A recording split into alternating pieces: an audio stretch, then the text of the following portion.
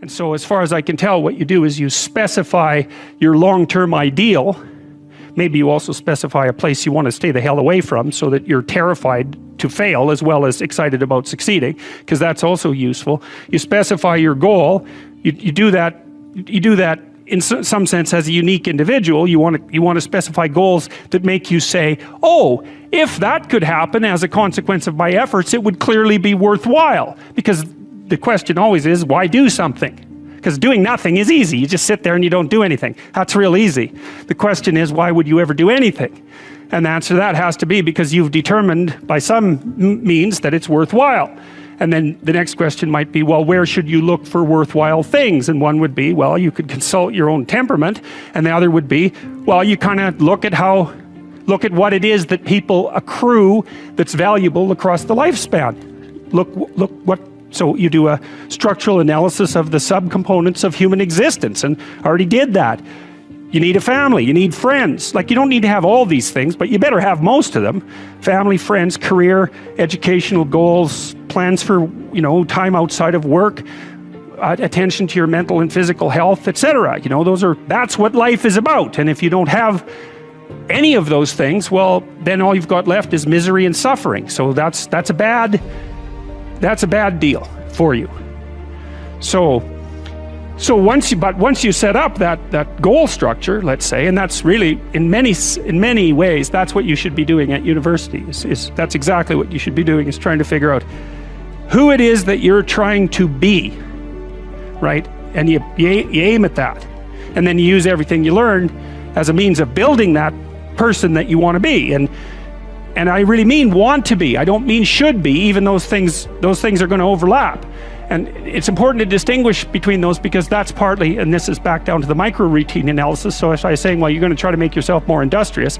Okay, number one, specify your damn goals, because how are you going to hit something if you don't know what it is? That isn't going to happen. And often people won't specify their goals too, because they don't like to specify conditions for failure. So if you keep yourself all vague and foggy, which is real easy, because that's just a matter of not doing as well, then you don't know when you fail. And people might say, well, I really don't want to know when I fail because that's painful. So I'll keep myself blind about when I fail. That's fine, except you'll fail all the time then. You just won't know it until you've failed so badly that you're done. And that can easily happen by the time you're 40. So I would recommend that you don't let that happen. So that's willful blindness, right? You could have known, but you chose not to. Okay, so once you get your goal structure set up, you think, okay, if I could have this life, looks like that might be worth living, despite the fact that it's going to be, anxiety provoking and threatening, and there's going to be some suffering and loss involved and all of that. Obviously, the goal is to have a vision for your life such that, all things considered, that justifies your effort.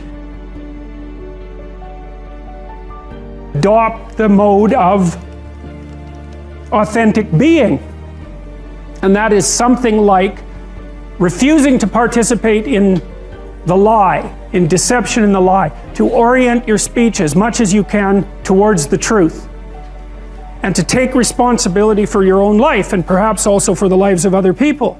And there's something about that that's meaningful and responsible and noble, but also serves to mitigate the very suffering that produces, say, the nihilism or the flee into the arms of or the escape into the arms of totalitarians to begin with.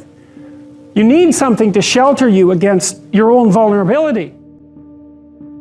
You can think about the world this way. You can think about it as your orderly little plan. That's a place, and you can think about it as the place that things that disrupt your plan comes from. That's another place. This is a bigger place than this, because there's an endless number of things that can disrupt your plan, and only a tiny number of them that can, that will help you work it out. So part of the question then too is like, are you the friend of your plan, or are you the friend of the thing that disrupts your plan? And I would say you should work to become the friend of the thing that disrupts your plan, because there's a lot of that. And then if you become the friend of the thing that disrupts your plan, then you start to develop strength in proportion to the disruptive force. And that's really what you want. You want to be able to implement your plan, obviously, but you want to be able to take on the consequences of error and learn from it. And then you win constantly, because even if something goes sideways, you think there's something to be derived from this. That's wisdom, fundamentally. Plan a life you'd like to have. And you do that partly by referring to social norms. That's more or less rescuing your father from the belly of the whale. But the other way you do that is by having a little conversation with yourself about, as if you don't really know who you are, because you know what you're like. You won't do what you're told. You won't do what you tell yourself to do. You must have noticed that. It's like you're a bad employee and a worse boss, and both of those work, you know, for you. You don't know what you want to do, and then when you tell yourself what to do, you don't do it anyways. You should fire yourself and find someone else to be. But you know, my point is that you have to understand that you're not your own servant, so to speak. You're someone that you have to negotiate with, and you're someone that you want to present the opportunity of having a good life to. And that's hard for people because they don't like themselves very much. So, you know, they're always like cracking the whip and then procrastinating, and cracking the whip and then procrastinating, and it's like, God, it's so boring and such a pathetic way of spending your time. I started to pay very careful attention to what I was saying.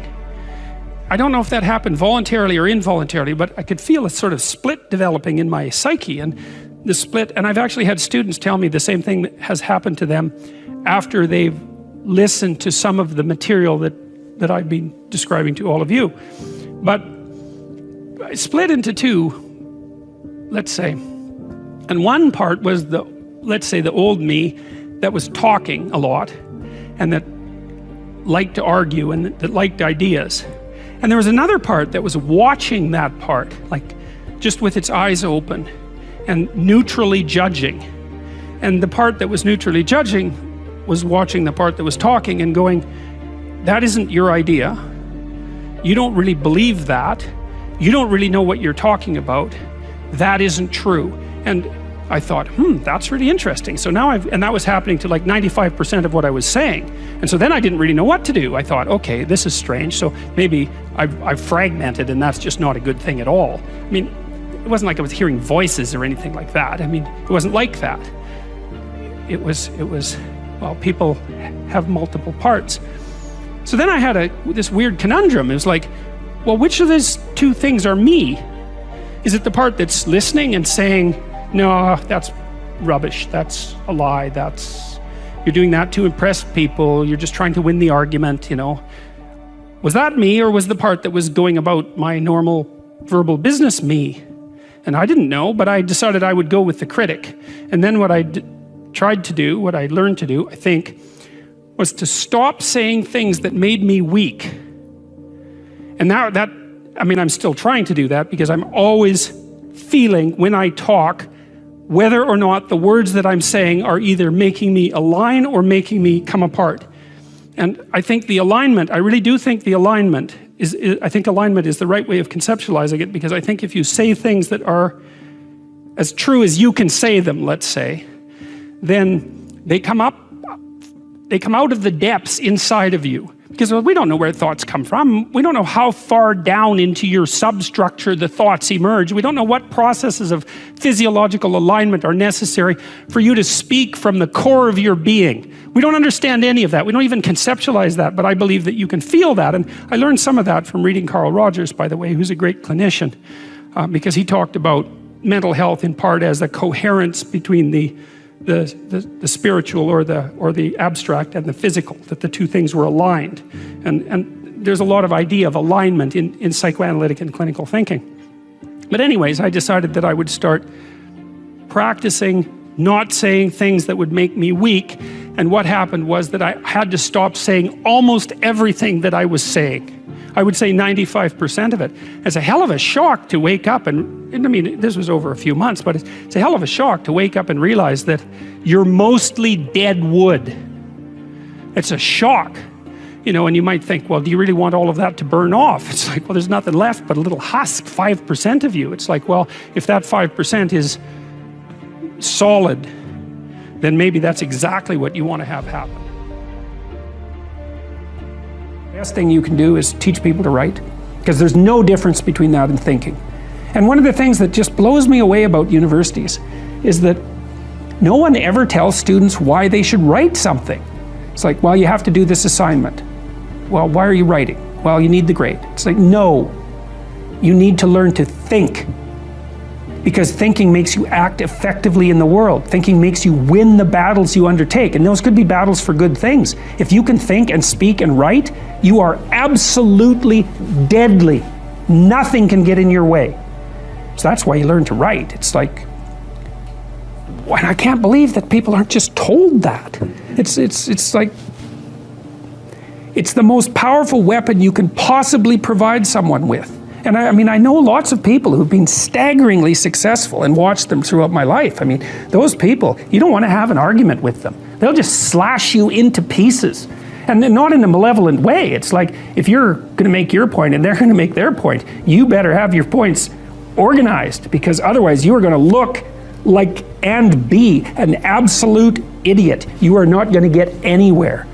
And if you can formulate your arguments coherently and make a presentation, if you can speak to people, if you can lay out a proposal, God, people give you money, they give you opportunities, you have influence.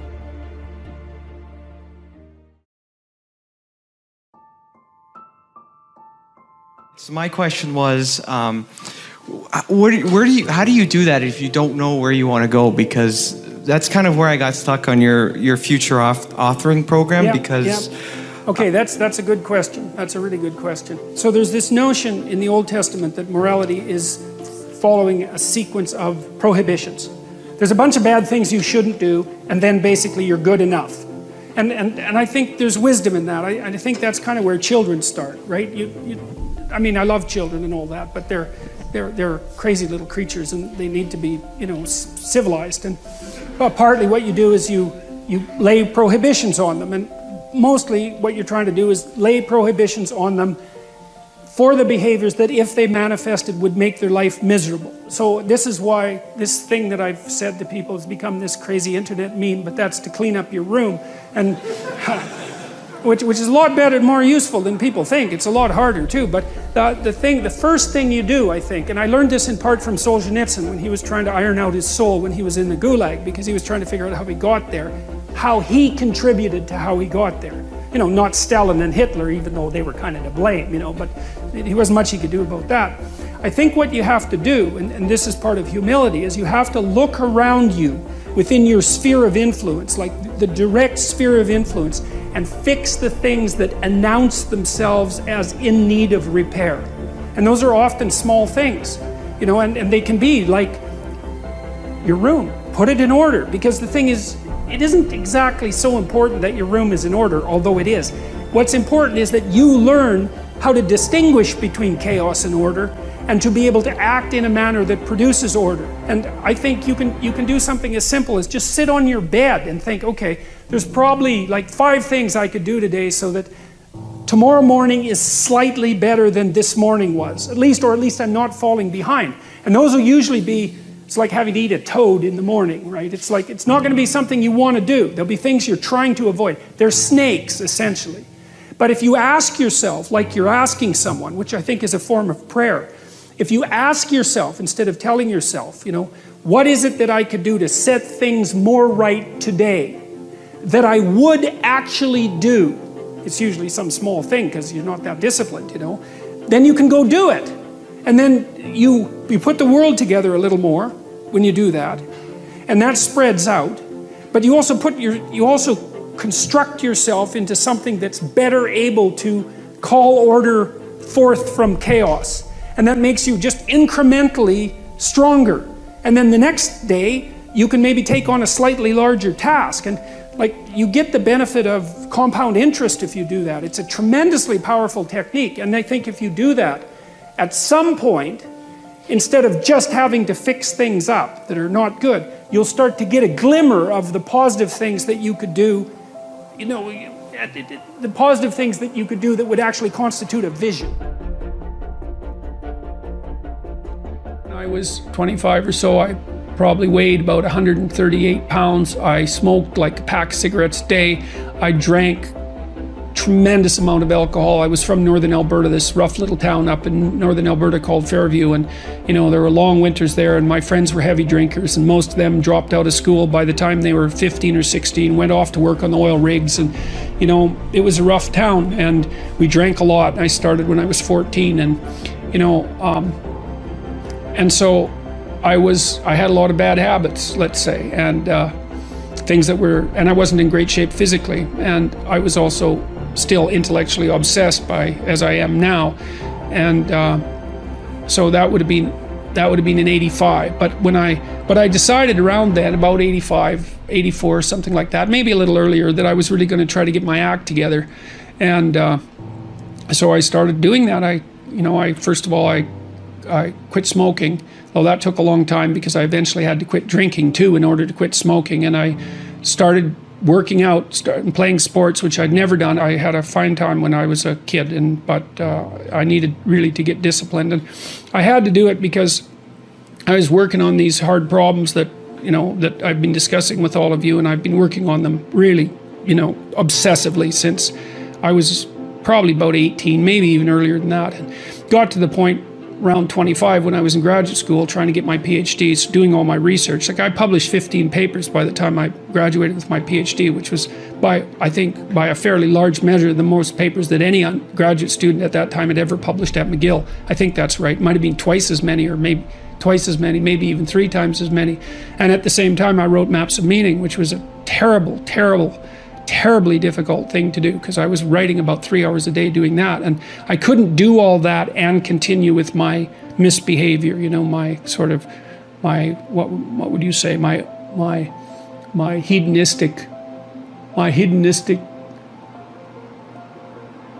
massive hedonistic consumption of alcohol and all of that. I just couldn't keep it up, and also work seriously on the issues that were at hand. So, I had to stop. That's a sacrifice. I had to stop messing about and straighten myself out. You're actually tougher than you think. You never knew that. And maybe you didn't want to take on the responsibility because, people play a role in their own demise, so to speak. When you had opportunity to go out and explore or withdraw because you were afraid, you chose to withdraw because you were afraid. So it's not only that you were overprotected often, it's that you were willing to take advantage of the fact that you were overprotected and run back there whenever you had the opportunity.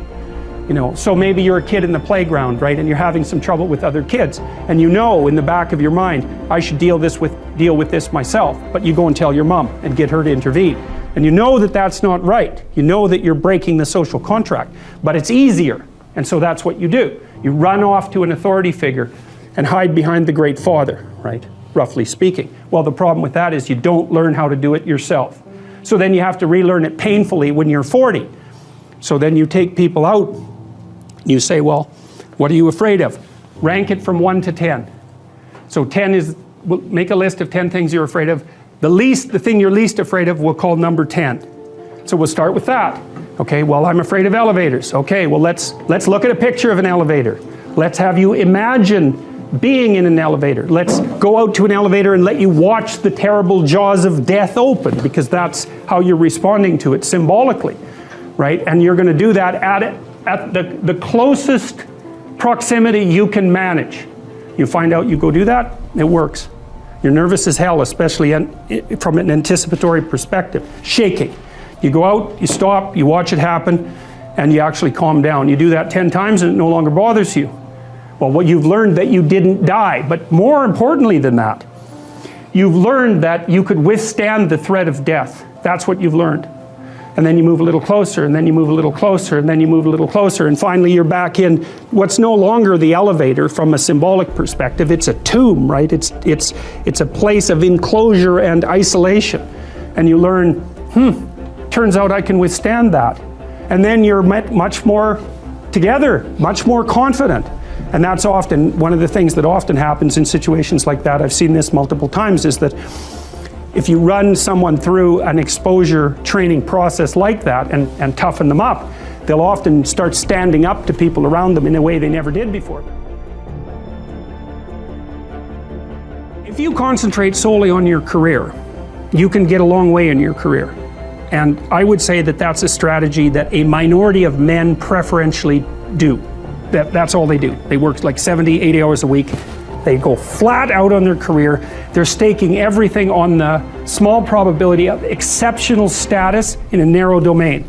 But it's hard on them. They don't have a life. It's very difficult for them to have a family. They don't know how to take any leisure activity, like they get very one-dimensional. Now, it may be that that unidimensionality is the price you have to pay to be exceptional at one thing, right? Because if you're going to be something like a genius level mathematician, and you want to do that for, or a scientist, say, it's like, you're in your lab all the time, you're working 70 hours a week or 80 hours a week, you're smart, you're dedicated, you're unidimensional, and that's how you get to beat all the other people who are doing that. It's the only way. But the problem is you don't get a life.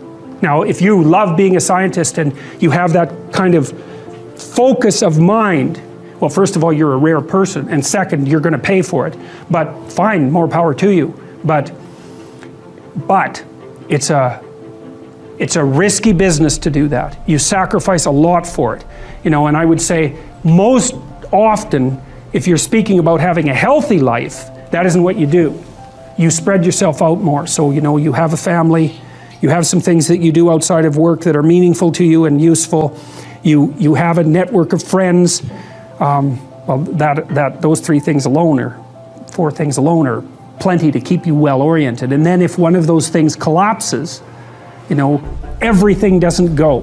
Now, the price you pay for that is the more you strive to optimize that balance, the less likely you are to be fantastically successful at any single one of them. But you might have a very, you know, if you consider your life as a whole, that might be a winning strategy.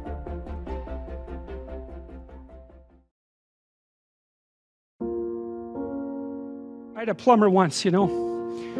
It was the night before we were putting drywall in our house. We were redoing a house, and he had put in all the plastic piping, you know, and I was going to test the joints. They're supposed to be glued together with this pipe glue, right? And I told him I had to test the joints, and he said, well, you don't have to test my joints, they never leak. And I thought, yeah, that's okay. How about if I test them? So I went up on the 3rd floor and filled the pipes with water, capping them in the basement like you're supposed to. Like half an hour later, I had 2 inches of water in the basement. There were 30 leaking joints. And that was the night before the drywallers were supposed to show up. So he wasn't particularly competent. That's the point of that story. But even more so, he had put a bunch of the plastic pipe outside where the drywall would be. So it would have been sticking through the wall. So I spent a frenetic night, you know, sawing through plastic pipe and re-gluing joints so that the drywallers could come in. What's the point? If you're going to be a plumber, man, be a good plumber. Because otherwise all you do is go out there and cause trouble. We don't need people to cause more trouble. We need people to solve problems. You know, and so you can be a tradesman, and you can make a lot of money as a tradesperson. It's a bloody, reliable, honorable, forthright, productive way of making a living. And there is a hell of a lot of difference between a working man who knows what he's doing and one who doesn't, both in terms of skill and ethics, right? And you work with someone who knows what they're doing, it's a bloody pleasure. They tell you what they're going to do, they tell you how much it will cost, they go and do it, it works, and you pay them. Perfect. Everyone's happy. And that's what happens when you have genuine hierarchies of competence. And so you listen to these panderers of egalitarianism and equity, and they fail to recognize completely that there are differences in rank between people. It's not such a terrible thing, man. Maybe you wouldn't be a great lawyer. Like, it's certainly possible. Most people aren't. But that doesn't mean there isn't something you could be great at. There's lots of hierarchies to attempt to climb, and if you fail in one, go try in another. But the point is, you're still trying to aim for the top. And what the hell are you going to do if you don't try to aim for the top? You know, flap about uselessly and whine about your life? It's not helpful. It'll just make you miserable. You're not reliable to anyone. You can't help out in a crisis. It's like, so you tell young people, and this is another message for conservatives, like, I don't care what you're going to do, but go out there and make something of yourself for God's sake. Be an honest person and work and get to the top of whatever it is that you want to get to the top of. You know, and stand up for yourself like a respectable human being, and be a bit of a light on the world instead of a blight, you know. And you can tell young people that, and they haven't been told that by anyone now. And so the young men are so hungry for that it's painful to watch. They're so relieved when someone finally comes up and says, hey, you know, you get your act together a bit, discipline yourself, see if you can learn to tell the truth, concentrate on something for a year or two, you could be a bloody world beater. They think, really? That's possible? Wow, that would be interesting. That might make life worth living. It's like, yeah, it might. So why don't you go do it? That's what the damn universities were supposed to be teaching people, and they've forgotten that. I went to Harvard a month ago, month and a half. I used to teach there, and I talked to a bunch of students, you know, and I told them, it's not easy to get into Harvard, you know? Like, you're a valedictorian if you're at Harvard. And not only are you a valedictorian, you're way better than most people at least 2 other things, or you don't get in. And so, like, it's, I don't know what the acceptance rate is, like 5%, and believe me, not everybody applies, so it's a very selective school. And so why am I saying that? It's like, these are high quality kids. So I told them what I just told you. It's like, here you are at Harvard. It's like, get yourself educated, man. Read some books, learn to talk, learn to think, make yourself into something. Get the hell out there and make the world that put you here happy that you were put there in that great institution. You know, and they came up to me afterwards and said, God, I wish someone would have told us that when we were in our first year. It's like, Jesus, why didn't someone tell them that? For God's sake, it's supposed to be the greatest university in the world. Is it so difficult to figure that out? One of the things that's really interesting about the Old Testament is that, and the Jews in the Old Testament, is that they don't take the path of Cain. Every time they're walloped by God, which is like fairly frequently, they say, we must have done something wrong and we have to set ourselves right. And that's an unbelievably heroic attitude, because that's the alternative to cursing fate. It's like you take the responsibility for failure onto yourself. And you think, well, if I just had my act together a little bit more, if I took advantage of every opportunity that was put in front of me, if I wasn't resentful and bitter, then I could have done something that would have tilted the situation in a different direction. And like, that's almost inevitably true. Dostoevsky, I think, said something like, every man is responsible for everything that happens to him and everything that happens to everyone else. And that's, you know, it's a crazy statement, right? It's a crazy statement, and he was a pretty extreme person in many, many ways. But there's a level at which that's metaphysically true, you know, because what happens is that it's failure to act often that's the most catastrophic. You know, I mean, it's to not do the right thing when the situation presents itself, and it's very specific. You know, you're constantly in situations where you could do the right thing if you were willing to take a risk that's actually of relatively moderate size. And you know that you could take the risk, and you know that you should take the risk, and you don't. And that happens to people all the time. And then what happens is the thing that they didn't oppose grows a little bit, and they shrink a little bit. And that starts a loop, hey? I notice that there's always a group of my friends who always criticize what I'm saying and not even try to understand where I'm coming from. And I've always wondered how to deal with that. I mean, I want to listen to what they're saying, but they're not understanding they're not trying to listen to what I'm saying. So what would you do in that situation? I'm going to answer that very briefly. Okay. There's a line in the New Testament that's relevant to that. Do not cast pearls before swine. And what that means is that if people are not listening to you, stop talking to them. And that is the best piece of advice that I can give you. And what happens is that if you stop talking to people who aren't listening to you and start watching them instead, they will tell you what they're up to. But so if you have things to say, you say them, but you find people that will listen, talk to them. The ones who aren't listening, pull back. Because you're devaluing what you have to say by offering it to an audience that does nothing but reject it. And that's a good guideline to life in general. So pull back. Really sad to see that people are disenchanted and nihilistic and depressed and anxious and aimless and perverse and vengeful and all of those things. It's terrible. And then to see people question whether that's necessary and then to start to rise out of it. It's like, it's so fun. Like last night I was after my talk, it's overwhelming.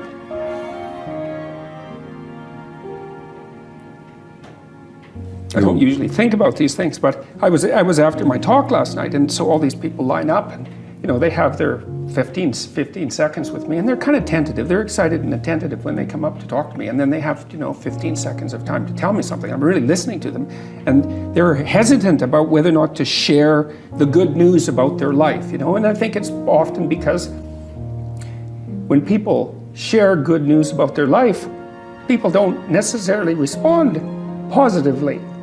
They don't get encouragement. And people need so little encouragement. It's just unbelievable. And so they'll tell me something good, and I think, oh, that's so good. Somebody says, oh, I'm getting along way better with my father. I hadn't seen him for 10 years, and now we get along. It's like, God, great. And then the power of that, you can't overstate the power of that for individuals to get their life together. The individual is an unbelievably powerful force, and every single person who gets their act together a little bit has the capacity to spread that around them. It's a chain reaction, and so it's a lovely thing to see.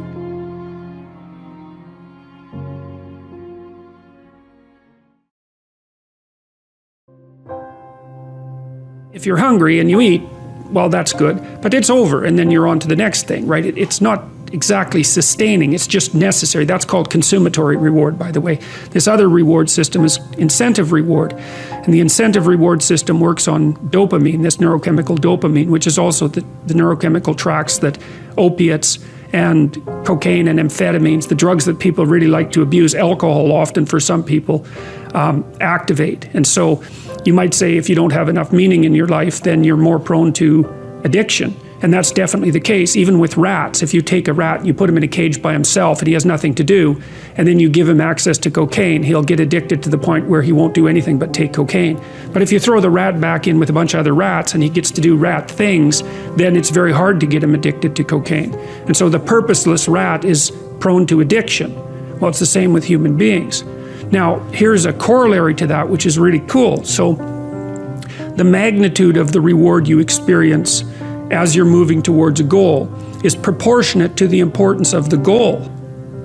So that means the more important the goal you pick, the more possibility there is for the kind of reward, let's say, it's really a state of being that is life-affirming, and it is directly life-affirming in that, like if you're in a football game and it's an important football game and maybe you break a finger, and normally that's a problem. It hurts, and you're going to stop doing whatever you're doing. But if you're right in the middle of the game, then you'll be so amped up on this reward system that it's analgesic. It stops the pain. It also suppresses anxiety. So if you have a purpose, then it's analgesic. It takes some of the pain out of life. It's very positive in that it motivates and energizes you and focuses you and makes you able to remember and pay attention. And it quells fear. And so those things are all direct. And so then you might think, well, what's the best possible goal? Well, and that's the purpose, I would say, of religious training and philosophical training. It's like, just what the hell are you doing in the world? Psychologists have been, not all psychologists obviously, but the psychological profession is neck deep in this pathology, has been beating the self-esteem drum for 50 years. Oh no, you're okay, you should feel good about yourself. Like, you're fine the way you are. It's like you think, well, that's a calming message for people. It's like, no, it's not. It's not at all. And I watch my audiences, it's like, it's full of people in the audience who think, I'm suffering a lot more than I think is tenable. A whole bunch of it's my fault. My life is not in the order it should be. I know I'm doing 50 things wrong. It's like, what the hell's wrong with me? What's wrong with the people around me? This is really serious. And some, well-meaning person comes up and says, you're okay just the way you are. It's like, no one wants that message. It's like, no, I'm not okay the way I am.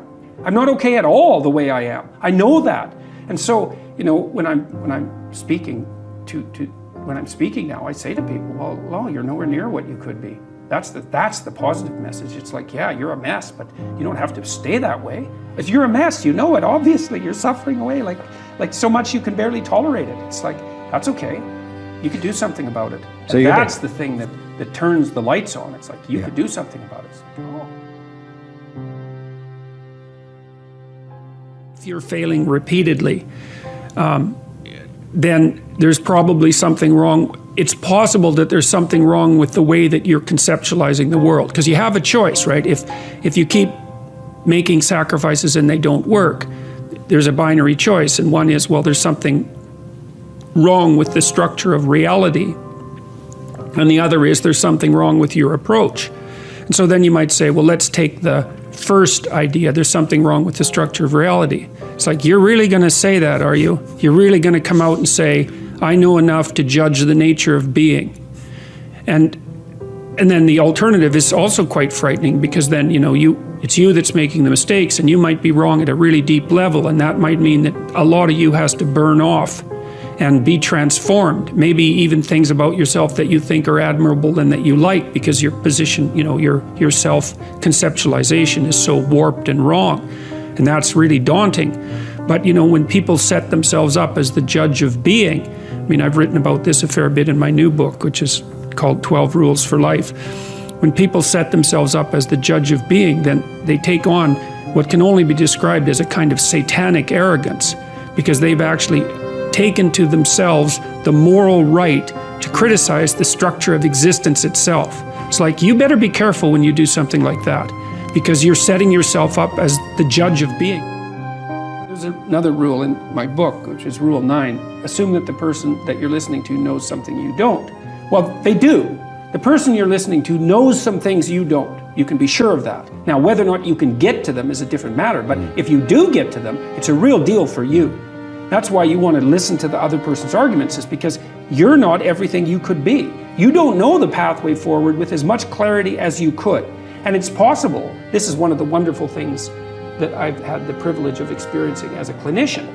Because people, it's like I live inside a Dostoevsky novel as a clinician.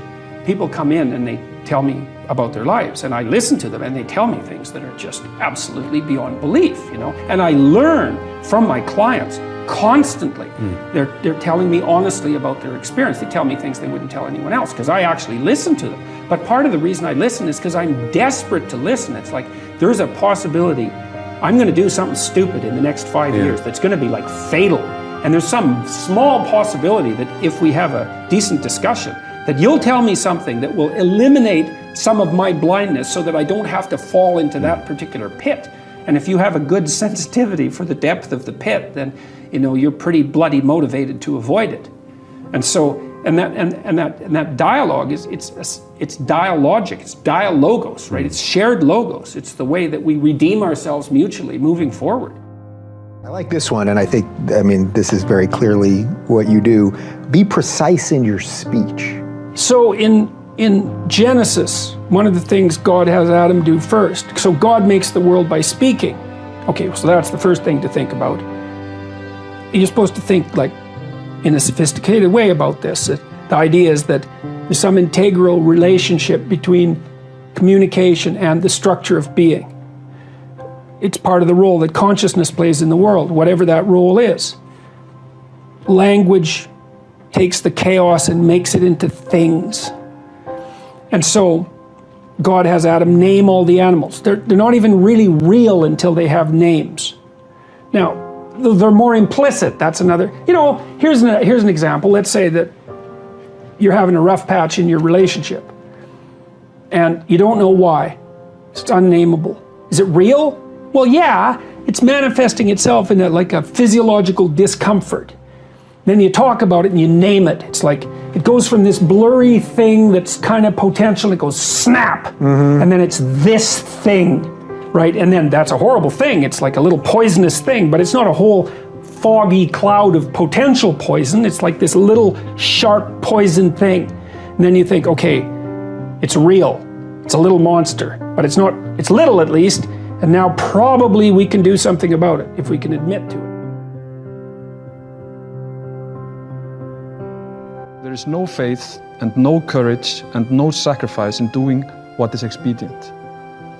What do you say to those viewers that don't pursue their dreams and are locked in their careers because they are too afraid to take risks and pursue something meaningful? Well, the first thing I would say is, well, you should be afraid of taking risks and pursuing something meaningful.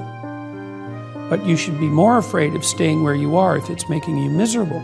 It's like the first thing you want to do is dispense with the idea that you get to have any permanent security outside of your ability to contend and adapt. It's the same issue with children. It's like you're paying a price by sitting there being miserable. You might say, well, the devil I know is better than the one I don't. It's like, don't be so sure of that. The clock is ticking. Yeah, but And if you're miserable in your job now and you change nothing, in 5 years you'll be much more miserable and you'll be a lot older. But isn't it So- a luxury to pursue what is meaningful? Our viewers have mortgages, they have children, Yeah. they have payments and loans. It's a Well- luxury to pursue because we lack the resources. Well, I don't remember now, I'm not talking about what makes you happy. It's a luxury to pursue what makes you happy. It's a moral obligation to pursue what you find meaningful. And that doesn't mean it's easy. It might require sacrifice. If you need to change your job too, let's say you have a family and children and a mortgage, you have responsibilities. You've already picked up those responsibilities. You don't just get to walk away scot-free and say, well, I don't like my job, I quit. That's no strategy. But what you might have to do is you think, well, this job is killing my soul. All right, so what do I have to do about that? Well, I have to look for another job. Well, no one wants to hire me. It's like, okay, maybe you need to educate yourself more. Maybe you need to update your curriculum vitae, your resume. Maybe you need to overcome your fear of being interviewed.